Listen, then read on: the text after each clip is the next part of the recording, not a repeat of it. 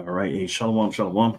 First and foremost, I want to give all praises, all honor, all glory to Yahweh, Bahasham, Yahweh Shai, Bahasham, Rakakodash. All right. Double honors to the apostles, elders at Great Millstone. Shalom to you. I can push in the work in truth and in sincerity. All right. Coming back at you with another lesson, man, through spirit and power, Yahweh Shai. I'm going to try to make this quick. All right. I guess you could say pre-camp lesson. But this is dealing with talking points as of late. All right. You've been hearing these terms, the new terms. All right, that these Edomites have just pretty much stolen from our plight, and basically, it's just an excuse or another way for them to disguise, all right, their hate, all right, through these false or pseudo oppression that they go through. All right, now we know Esau's playing a victim. All right, and when he plays a victim, okay, people end up dead. All right, and so what's coming down the pipeline is, of course, they're going to fuel their rage, all right, and hatred towards these so-called Negroes, Latinos, and Native Americans.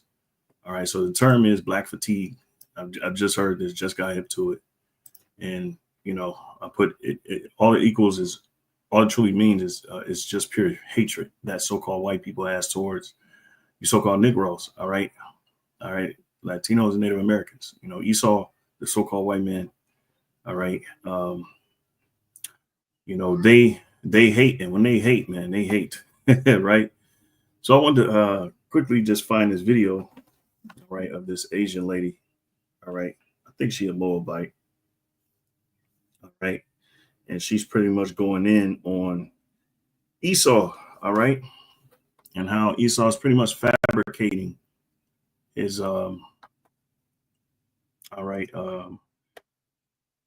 fabricating the fact that he's being oppressed, all right, again, playing a victim. All right, and I ran into a few videos. I just ran into this one, which kind of just sparked this because I heard the term, black fatigue or white fatigue, by this lady, Circus Ferry. I think the elders are hip to her. I think the elder Malcolm might have did a lesson on her.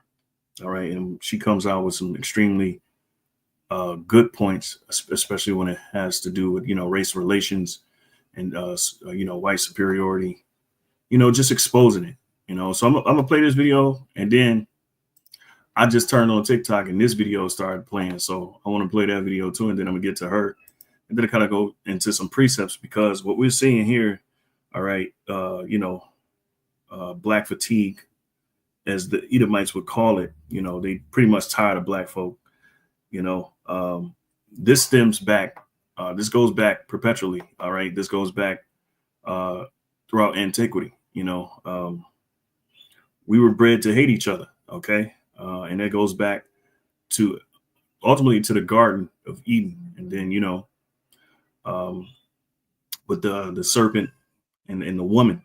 Okay, but I'm gonna go ahead and play this, and then we're gonna kind of go into some precepts. So Lord willing, this is edifying. All right. Hopefully you can hear. Listen to these white people talk about black fatigue makes me really just want to punch them in the face. Like, you want to talk about fatigue? Let's talk about white fatigue. Let's talk about the fact that white people have killed more people on this planet than any other group of people in history. Pure facts. What he's saying is pure facts. All right. That's undeniable facts. Okay. That's a fact. White people have killed more people for no other reason than the fact that the people that they were killing weren't white than any other group of people on this planet. You want to talk about fatigue? Let's talk about white fatigue. Let's talk about the fact that 1% of the population owns half of the wealth in the world, and most of them are white. Well, that's a coincidence. Let's talk about the fact that here in America, white people have ran this fucking place since the 1700s, and they have fucked up everything. Right, and that's pure facts. Everything that they're saying is facts. But these Edomites, they want to play as if they're the center of the world. All right, everything revolves around them. Okay, they have taken humanity out of the dark ages and brought us into this industrialized age, which is pure shit. All right. The world is a worse place than it has ever been. All right. And thanks to you so-called white people. All right. So really these, it's a shameful spewing upon their glory. All right. Because there's nothing to be happy about. There's nothing to be proud about as far as America is concerned. All right. All right. And the imperialism. All right. Behind, Esau. All right. And, it's just been hell on earth. Okay. And it continues to be so. And to think that we're going into even worser,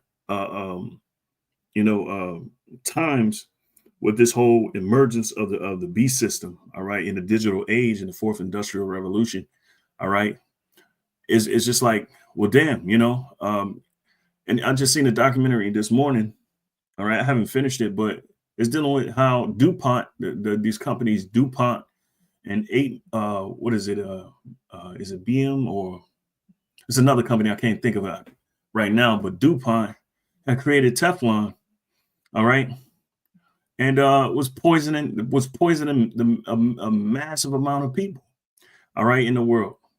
So really, you so-called white people are a cancer to the earth, all right, and it's coming out who the wicked is, all right. They're being revealed in their time. So let me play a little bit more.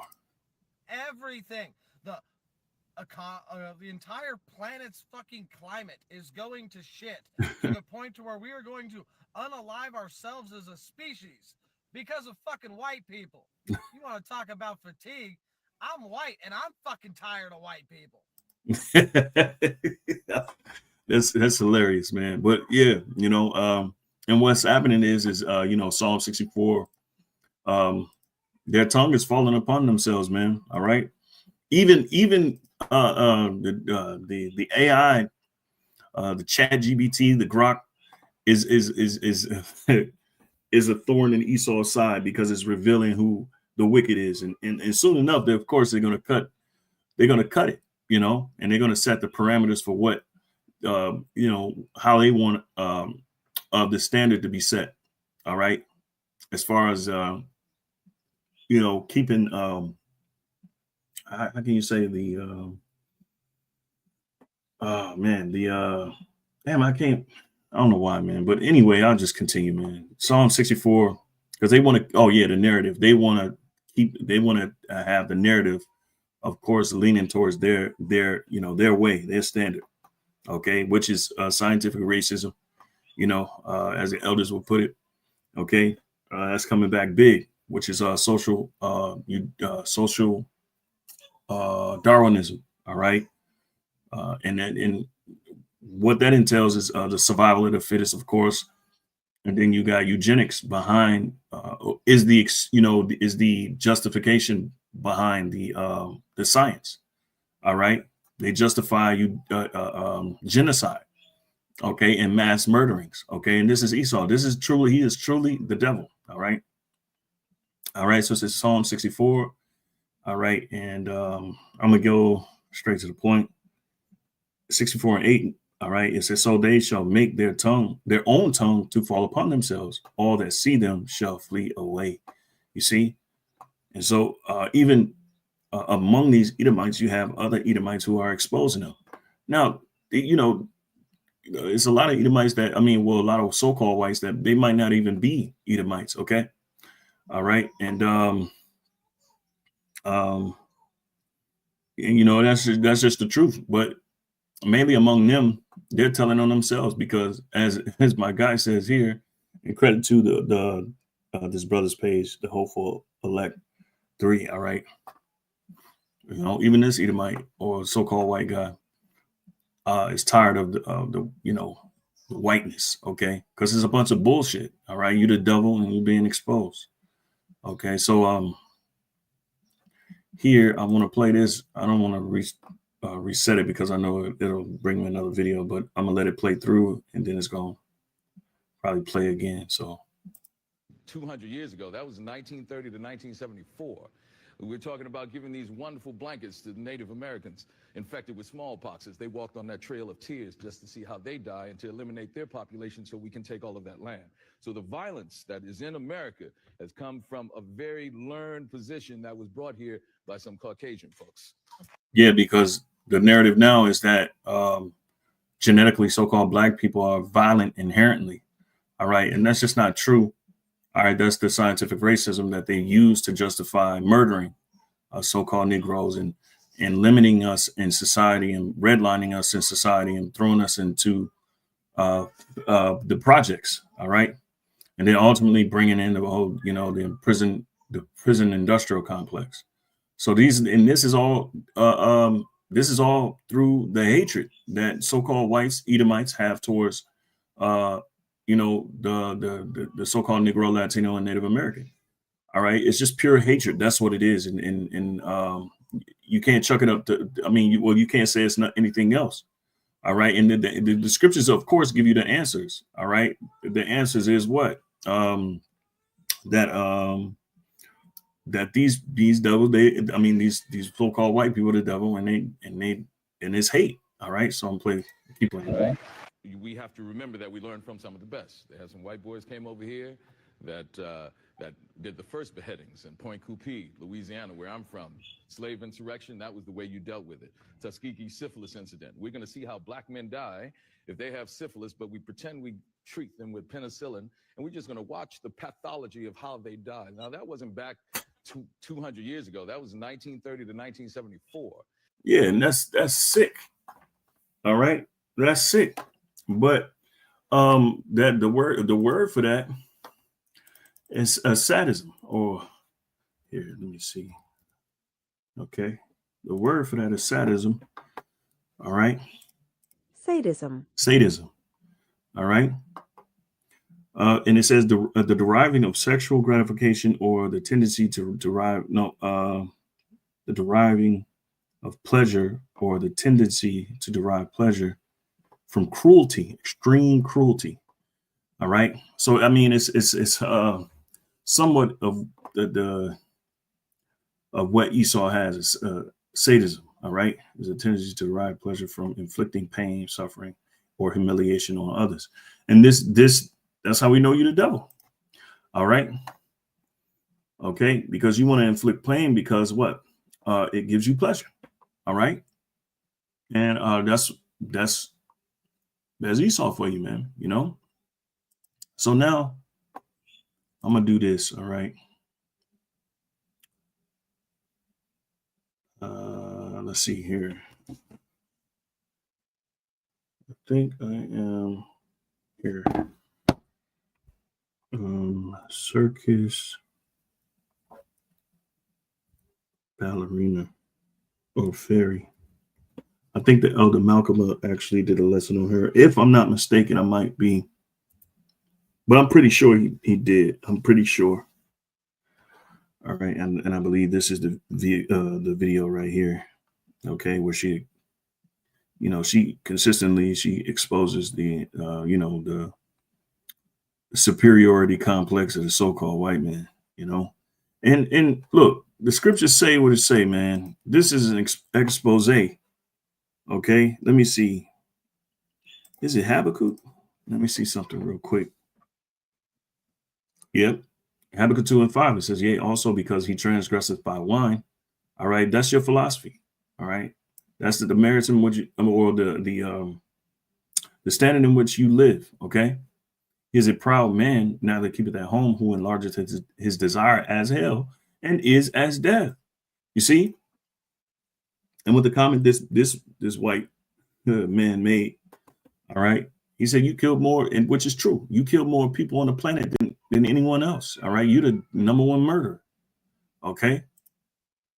So it says, who enlargeth his desire as hell and is as death and cannot be satisfied. Right, because death is a never-ending thing. Okay. All right. And his sensation or his appetite is like death. Okay, but gathered unto him all nations and heapeth unto him all people. Right. And so this dude has a major superiority complex that has leaked into a godlike complex, and he wants to play the role of God and take over humanity. All right. It says, shall not all these take up a parable against him and a taunting proverb against him? So now he's being reproached. Okay. For what? For his ways. It says, and say, woe to him that increaseth that which is not his. How long? And to him that ladeth himself with thick clay, right? And that the clay is dead. Okay, so that's Esau, man. It's pointing at you. We're reading the NLT. Habakkuk 2 and 6, it says, but soon their captors will taunt them. They will mock them, saying, what sorrow awaits you thieves? Now you will get what you deserve. And that's Esau is afraid of that. Now that proverb is going out, and that byword is going out against him. He's afraid of that. It says, you become rich by extortion, but how much longer can this go on? All right. And of course, they're trying to prolong. All right. They're trying to prolong it. Okay. By bringing in this whole new beast system, the fourth industrial revolution, the RFID chip. All right. And tagging everybody in the world with an RFID chip. All right. Which is the mark of the beast. Okay. So for them, there's no end in sight. They want to go on forever. Okay. So let me see here. Let's move on. All right. We're going to play this. White people attempting to rebrand white rage by co-opting the term black fatigue as though it's a phenomena they actually experience but only recently found the language to talk about is both. Right. So like she said, okay, she's basically pointing out how they rebranding, all right, their white rage, all right. Okay, and they've done that many of times, okay. And most of it comes by way of whatever Jake, like case in point is they rebrand a lot of things like the civil rights. All right. They rebranded that. Okay. But let me go ahead and finish it, Slocky, because so you can try to take my train of thought. Dystopianly weird and tragically on brand. The copying, the whitewashing, the centering themselves by playing victim. But what's ironically telling about it is that the concept of racial battle fatigue is not new. It's been around for decades. And the term black fatigue has been used by Black people for quite a while. Mary Frances Winters wrote a book that came out in 2020 titled Black Fatigue, and it describes the mental, emotional, and physical exhaustion that Black people experience because of systemic racism. Yeah, so they rebranded a woman's talking point, all right, that points out all the trauma and things that we had to go through. And what you're about to find out is that Esau don't care about anyone else. The so-called white man doesn't care about anyone else's well-being. And the scriptures kind of point that out. He cast off all pity, all right, as the scriptures say, but I'll continue, Salaki. Now, notice how Black people didn't call that white fatigue. Right. We didn't blame anybody else, you see? Because the purpose is not to assign blame in order to justify bad behavior. It is called Black fatigue because it is a harm that Black people experience, and so their focus is on addressing and combating that harm. Whereas when white people talk about experiencing Black fatigue, they are not talking about a harm that they experience because... Right, because nobody did them any harm, all right? Nobody put their hands on Esau. Okay, Esau is the one that's putting his hands on everybody else. He's at war with everybody else. Isaiah 33:1, it says, woe to thee that spoilest, and thou wast not spoiled, and dealest treacherously, and they dealt not treacherously with thee. When thou shalt cease to spoil, thou shalt be spoiled. All right. So when when you're not on offense anymore, when you're not, doing evil, to others, then what? Thou shalt be spoiled. You're going to be taken. All right. And when thou shalt make an end to deal treacherously, they shall deal treacherously with thee. All right. And it's perfect. Okay. It's the NLT. All right. So let's go back. Of Black people or anybody else. They are literally telling on their own inability to live in society with Black people. And right. They can't. And that goes back to what? Genesis. All right. It goes back to Genesis 3:15, the perpetual hatred. Or, well, let me see. I forget exactly how it says it. Enmity. All right. Genesis 3:15, and I will put enmity between thee and the woman. Right. The scriptures got the answers. All right. And we can identify the root cause of the hatred and the things and the conflict. All right. The scriptures identify the conflict. All right. And it's by way of prophecy, because prophecy shapes the world. All right. And it says, in between nights, hold on, let me read it again. So like it says, and I will put enmity between thee and the woman, and between thy seed and her seed, it shall bruise thy head, and thou shalt bruise his heel. All right. And so what this is dealing with is that what is going to be a perpetual hatred. Okay. This is dealing with futurism. Okay. Because enmity is what is essentially hatred. Okay. And I will put enmity. Okay. Meaning hatred simply. All right. The Hebrew word for it is ayaba. Ayaba. All right. Yeah. Ayaba or ayaba. Okay. Which means hatred. All right. Or enmity. Let's see here. Hostile mind. All right. It says hostile mind. Okay. And you know, that is the, pretty much the diagnosis. All right. This is why, so-called white men, they can't live with other nations, or mainly you so-called Negroes. They can't live around you because they just purely hate you. It's a pure hatred. And that's not new either. That's a pathology that has existed for hundreds of years, but call it what it is, white rage. That's exactly what it is white rage. And then they're going to they're going to be able to express that white rage. All right. And they're setting the stages for that white rage, which is going to be carried out through the race riots. All right. And other things, yeah, man. So, I mean, the stage is set. Well, check this out, though. Genesis 25. All right. Because Isaac and Jacob wrestled in the womb. All right. And this is essentially a fulfillment of Genesis 3 and 15. All right. Okay. Which here, I mean, I'll just catch the point. All right. Genesis 25 and 21, it says, and Isaac entreated the Lord Yahweh for his wife, because she was barren, and the Lord was entreated of him, and Rebekah, his wife, conceived. And the children struggled together within her. And she said, if it be so, why am I thus? And she went to inquire of the Lord. All right. And the Lord Yahweh said unto her, 2 nations are in thy womb. Right. Because these 2 men, all right, Jacob and Esau, were going to be the progenitor of, the so-called white race. All right. Which are Edomites. And then you got the 12 tribes, which spawned from Jacob. All right. It says, in 2 manner of people shall be separated from thy bowels, and the one shall be stronger than the other people. Right. The 12 tribes, you so-called Negroes, Latinos, and Native Americans, you're stronger. Okay. It says, and the elder shall serve the younger. All right. And the elder is Esau. Okay. And he's going to serve the younger. Okay. Ultimately, they're going to go into captivity. All right. Perpetually. Okay. And they're going to serve Jacob's descendants perpetually. All right. In the kingdom of heaven. Okay. And let me jump. Okay. So Genesis 27. All right.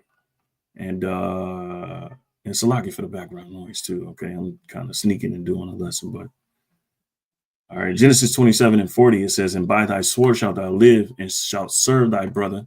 And it shall come to pass, when thou shalt have dominion, all right, that thou shalt break his yoke from off thy neck. All right. And it says, by thy sword shalt thou live. All right. And that's why Esau has been able to, they have murdered more people on the planet than anyone else in history. Okay. So-called white people, you got to count in, was it Vladimir Lenin? No, it wasn't Vladimir. It was the other Russian president. They was killing millions. All right. The Germans, they was killing millions. All right. Hell, they had a world war. They had 2 world wars. Okay. And it was millions of people. They created war engines. All right. And things to, to kill each other, man. All right. And the world has been torn ever since. Ever since the so-called white man has gotten to power, he's been tearing the world up. All right. And they're the only ones that get to enjoy the world. All right. Okay. So check this out. It says, and Esau hated Jacob, right? Because it goes back to Genesis 3 and 15. It shall have enmity between the two, all right, because of the blessing wherewith his father blessed him. And Esau said in his heart, the days of mourning for my father are at hand. Then I will slay my brother Jacob. Now, it didn't happen right away, all right. And he was speaking to the futurism, all right. He's speaking to the future, all right. And here's another one that I got to kind of close out. Ezekiel 35 and 1, it says, moreover, the word of the Lord Yahweh came unto me, saying, Son of man, set thy face against Mount Seir, that's Esau, and prophesy against it, and say unto it, thus saith the Lord Yahweh power, behold, Mount Seir, I am against thee, and I will stretch out mine hand against thee, and I will make thee most desolate. All right, that's going to be America. America's his main hub.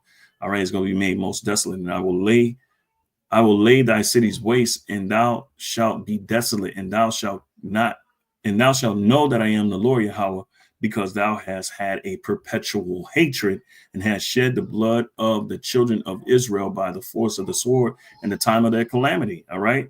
So they had a perpetual hatred. When you go into this word perpetual, it means everlasting. All right. So Salaki, give me a second here.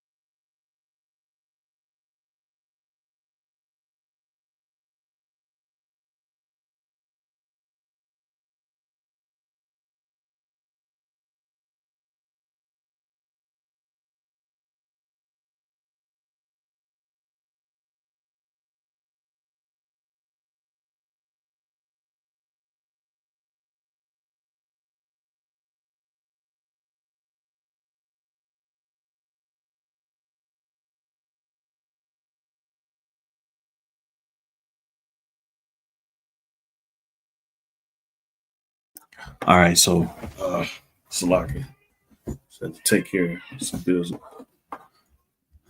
All right. So Salaki. So perpetual. The word perpetual is Iwalam. Okay, why is it not going? Boy, oh boy, oh boy. Let's see here. So it says, it's had a perpetual hatred. There we go. Iwalam. So it says, properly concealed, i.e., the vanishing point, generally time out of mind, past or future. Well, it's dealing with both. All right, they've had a perpetual hatred, and that goes back to the serpent and the woman in the garden. All right, okay, because that's what was set up. All right, for their seed to hate each other, to have enmity. All right, and that's pure hatred. And then when you look at the incident with Jacob and Esau, after Esau received his blessing, he vowed that he would slay his brother. And it says he hated his brother. Okay. And you can pretty much track that hatred throughout history. All right. With the Greeks, the Romans, and now here in the Americas. All right. Esau has that same perpetual hatred. And it says here future. It says practically eternity. So this wasn't something that died down. This was something that was kept throughout the ages, throughout millennia. All right. And now we're seeing it come full circle. All right. Esau being the end of the world, and Jacob being the world that the beginning of the world. All right. Of the new world. Salaki, I butchered it. But as you can see, this is dealing what it says here: long duration, antiquity, futurity. All right. Okay. Forever, ever, everlasting, evermore. So that's the answer to the hatred between so-called whites and blacks. All right. All right. There's no other reason. All right. And people scratching their head at the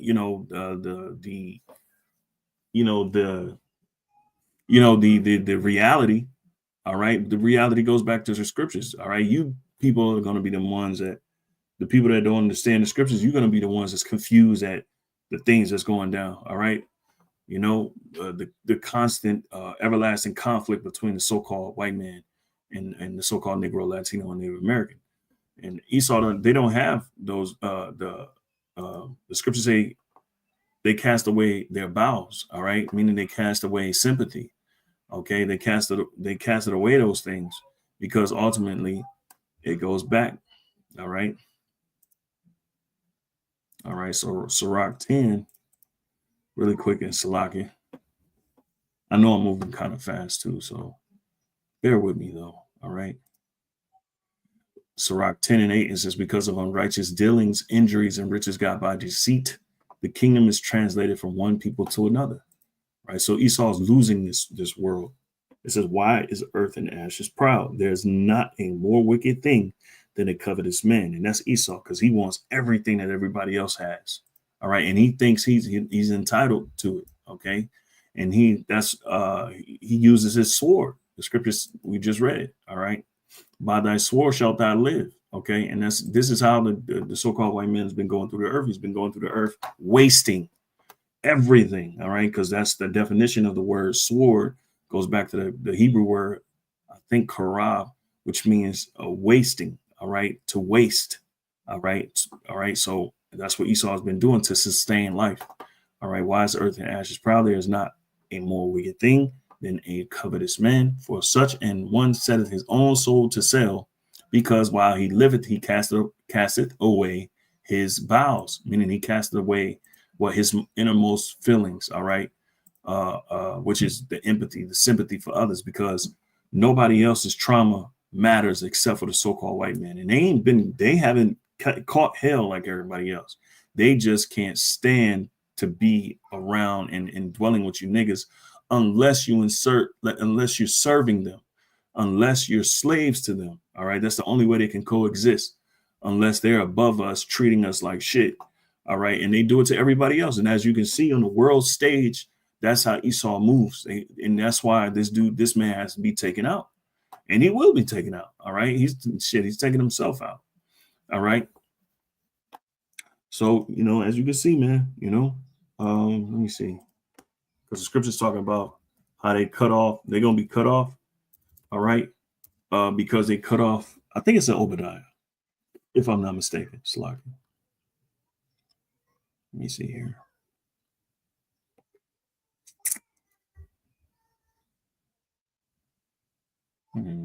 Isaiah to Amos.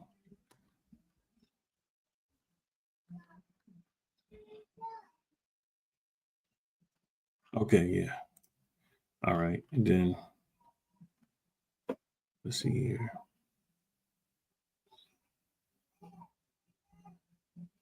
Yep, here we go. Obadiah 1 and 9, it says, and thy mighty men, O Teman, shall be dismayed to the end that every one of the mount of Esau may be cut off by slaughter. Right. This is something that's going to happen in the future. All right. But here is a point here. It says, for thy violence against thy brother, Jacob, shame shall cover thee.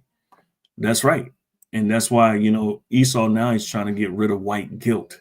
You know, they're doubling down on the things that they've done in the past. All right. Their imperialist ways. All right. Their terribleness and treachery that they have done in the earth. All right. They're doubling down on it. OK.